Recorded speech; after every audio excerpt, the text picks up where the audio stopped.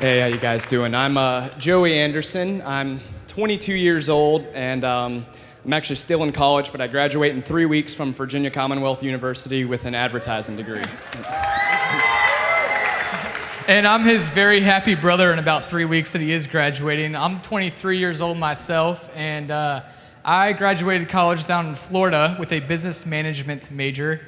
And Joey and I came up with the idea of using grease from local restaurants in Richmond and process it into biodiesel from actually working in restaurants. That's where we grew up working, was flipping burgers and working in restaurants, just having fun, making the most out of it. Joey here was the grill man and the trash man, and I was working my way up as a manager, working up as an assistant manager, and that's where Joey and I learned customer service, people skills, and just working with all types of different people.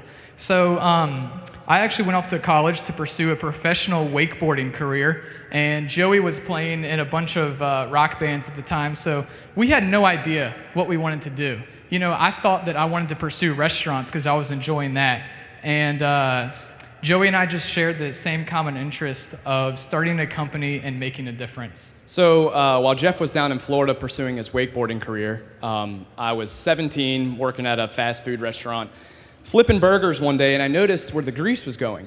And I worked there a couple days a week, and it would fill up the bucket every week, and we'd have to dump it out. So I wondered what happened to it. I asked everybody at work, and no one had any idea what they actually did with the excess grease. So I went home that night, and I looked up on the internet, what happens to used restaurant grease? Well, there's a couple things. You can make cosmetics with it, like makeup, which is kind of disgusting. You can make soap, and then you can make biofuel. Well, I had just gotten my license, and this is like when gas prices were starting to go up a whole lot, so alternative energy for fuel really sparked my interest. So the next year, I just kept looking up research online more and more, and I found a guy east of Richmond who'd been doing it for a couple years, and I kind of went under his wing of how to make biodiesel. So I started my first company when I was 18 to make biodiesel and sell it to the public. I had no idea what I was doing and the legality of it, and just forming a company for that matter. Just like Jeff's wakeboarding career, it failed miserably, but it's still without failure, then Jeff and I wouldn't have seen future doors open and opportunities. Yeah, so there's a lot of, like you guys were hearing, there's a lot of different things that make BioRide and BioTaxi different and unique from every other company, not just in transportation. Yes, we do make our own fuel out of the recycled cooking grease in local restaurants, and yes, we do have mobile workstations in all of our vehicles, and they're modified specifically for each type of traveler. But the most important thing is the people that surround us and that we work with. You hear some say that people are the most valuable asset to any company, and it's so true, because this was incredibly hard for Joey and I to do. We had no idea what we were doing. We started this out of our house and out of a garage, and we were just experimenting continuously. And through that, people saw our interest and they saw our passion. And before we knew it, we were giving celebrities rides. We were giving the CEOs of the largest corporations in town rides, and these people were actually giving us a chance. And Joey and I made the most out of every single opportunity that we were given. And through that, we just continued to reinvent transportation and to make each experience for each client better. So it's not just the biodiesel here that fuels our company, but it's really the people that actually propel us. So a misconception with biodiesel is you can go to the back of a fast food restaurant, scoop up some grease and throw it in your gas tank and you're good to go. I wish it was the case, but it's not. First of all, you have to have a diesel engine. Rudolf Diesel, a farmer in the late 1800s who invented the diesel engine, actually made it so he could run off his extra yield supply of peanut oil into his combustion engine.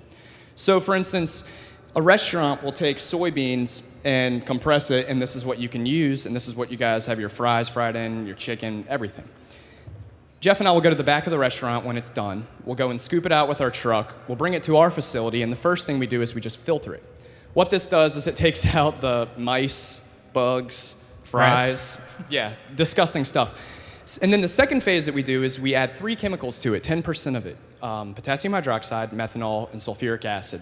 We heat it for 12 hours at 160 degrees, and what it does is it creates a separation between the methyl esters. Here's a little example, it's pretty hard to see, and then the glycerol or the glycerin.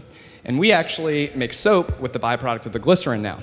So we drain off the bottom layer, and then the third step is we actually run water through the fuel. What this does is water is actually more dense than this, so it goes straight to the bottom and it drags impurities with it.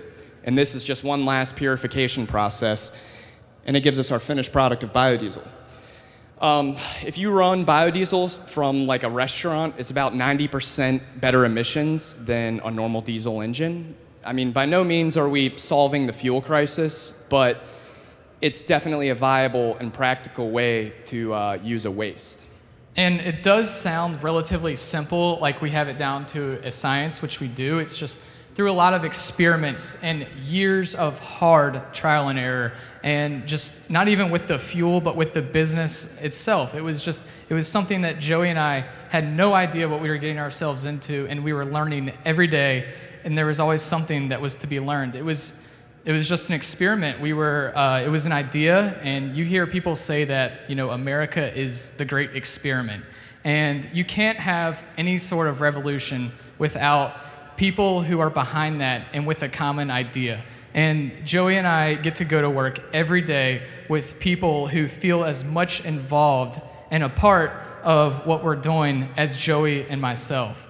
And we just all share one common goal and one common interest, that is bringing together, serving the community and the environment. So thank you guys. Thank you all.